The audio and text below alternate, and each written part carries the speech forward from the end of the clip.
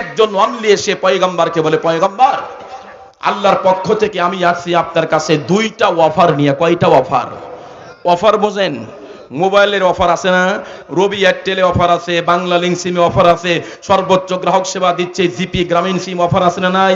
Holiday এক offer, সোমবারে এক অফার, পয়লা বৈশাখে এক অফার, 16ই ডিসেম্বরে অফার, 26শে মার্চে অফার, 15 আগস্টে অফার, 17 আগস্টে অফার, মিলাদুন্নবীতে অফার আছে না নাই? এমনকি 14ই ফেব্রুয়ারিতেও অফার আছে না নাই? 14ই ফেব্রুয়ারি কি দিবস? কি দিবস? কথা কয় না।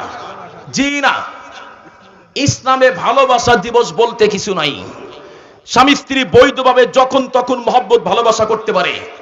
কোন মুসলমানের সন্তান সম্ভ্রান্ত ফ্যামিলির কোন ছেলে মেয়ে ভালোবাসার নামে নোংরামি পালন করতে পারে না। ওটা ভালোবাসা দিবস না, বিশ্ব বেহায়াপনা দিবস। বিশ্ব বেহায়াপনা দিবস। আমাদের বাংলাদেশে একজন খ্যাতিমান বক্তা আছে, আল্লামা হাসান জামিল সাহেব, চেনেন? আমাদের রাবেতার মহাসচিব, আমাদের অনেক সিনিয়র, অত্যন্ত বড় মাপের আলেম। উনি কয় এই দিবসের নাম আমি দিলাম বিশ্ব কুত্তা কুত্তি দিবস। কি দিবস? বিশ্ব কুত্তা কুত্তি। বোঝেন?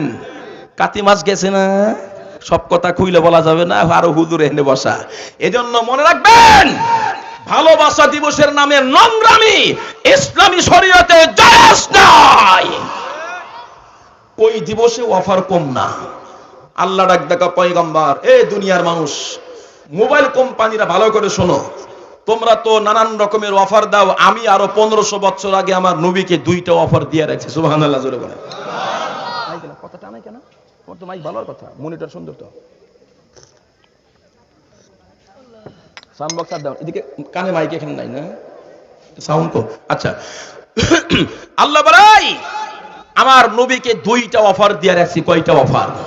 ফেরেশতা ওই অফার নিয়ে আসছেন, ভালো করে শোনেন। নবী কয়, বলো কি কি অফার আল্লাহর পক্ষ থেকে বলো। ফেরেশতা বলে, পয়গম্বর, এক নাম্বার অফার, আপনি যদি চান আপনার গোটা উম্মতের অর্ধেক উম্মতকে বিনা হিসাবে জান্নাত দেওয়া হবে, কোনো হিসাব নাই। আর আসতে সুবহানাল্লাহ কোন। এটা হলো একটা। পয়গম্বর নিবেন, পয়গম্বরকে আগে 2 নাম্বারটা বলো, সুবিধা বেশি ওইটাই তো নিব নাকি? ফেরেশতা বলে, পয়গম্বর 2 নাম্বার অফার আল্লাহর পক্ষ থেকে আপনার কাছে প্রস্তাব, আপনাকে সুপারিশ করার অনুমতি দেওয়া হবে। আপনি যেই পরিমাণ দরকার সুপারিশ করে করে আপনি জান্নাতে নিয়ে যাবেন। এবার আপনাদেরকে পরীক্ষা করি, বলেন তো দেখি, আমার আপনার পয়গম্বর দয়ার নবী, মায়ের নবী, কয় নাম্বারটা নিতে পারেন? কেন? সুবিধা বেশি। আর পয়গম্বর চাইতেন আমার একটা উম্মত যেন জাহান্নামে না যায়। এমন কি আবু জাহেলও না, কিন্তু হেদায়েত নাই। কথা বুঝাইতে পারলাম? এক হাদিস আল্লাহর পয়গম্বর বলা, বেলাল, কাল কিয়ামতের ময়দানে আল্লাহ পাক যখন বলবে, তামাম পয়গম্বররা আপনাদের যেহেতু কোনো গুনাহ নাই, এজন্য আজকে হিসাব নাই, বিনা হিসাবে জান্নাতে চলে যান।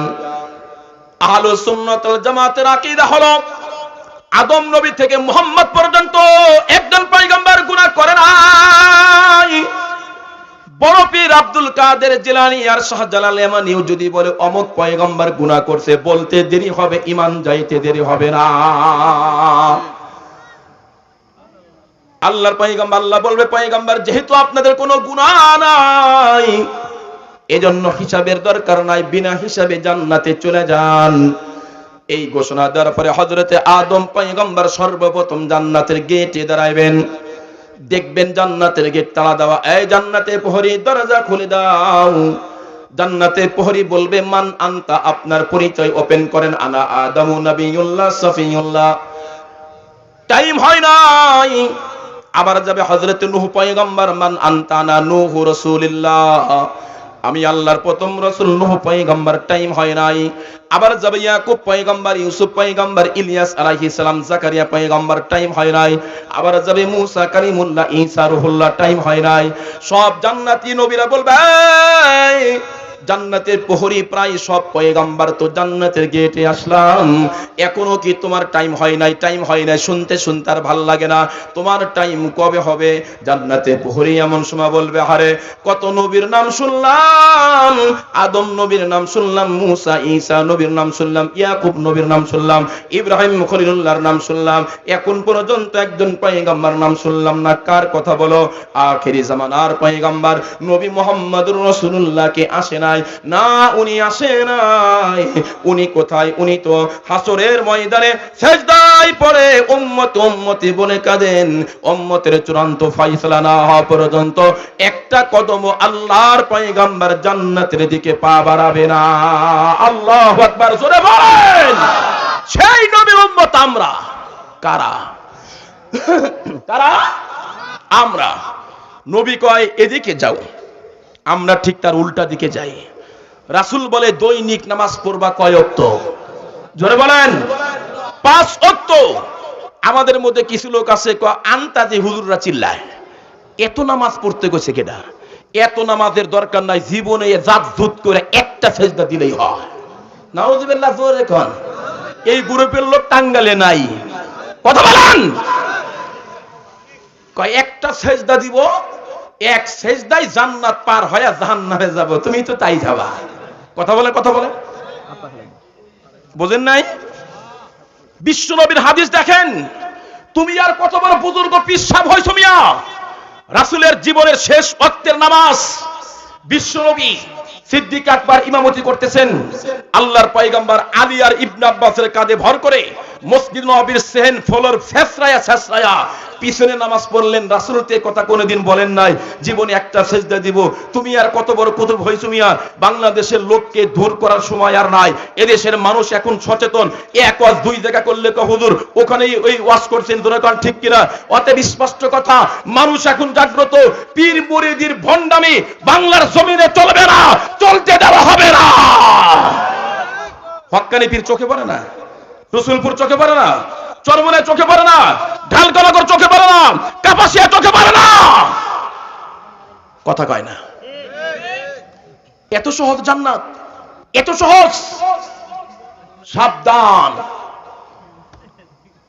আমাদের দেশে মা বোন আছে না? আজকে মাহফিলে মা বোন আছে? আয় হায়, এদের অবস্থা তো আরো জটিল।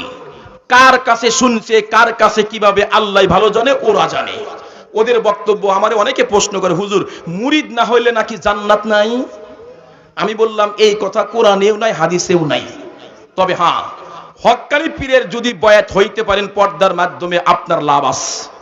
আর হক্কানি পীর সাহেব জীবনে কোনোদিন আপনার চেহারা দেখা তো দূরের কথা, এই মোবাইলেও আপনার কণ্ঠ শুনবে না। কারণ মহিলাদের এ টু জেড শরীর যেমন পর্দা, কণ্ঠও পর্দা। ঠিক বললাম না? বললাম। বেগানা মহিলার কণ্ঠ হুজুরকে জিজ্ঞেস করেন, বেগানা মহিলা আসুক দেখবো, এ জীবনও না। মোবাইলে কথা বলবো অসম্ভব। এই ফাজলামি বাদ দিতে হবে। জোরে বলেন।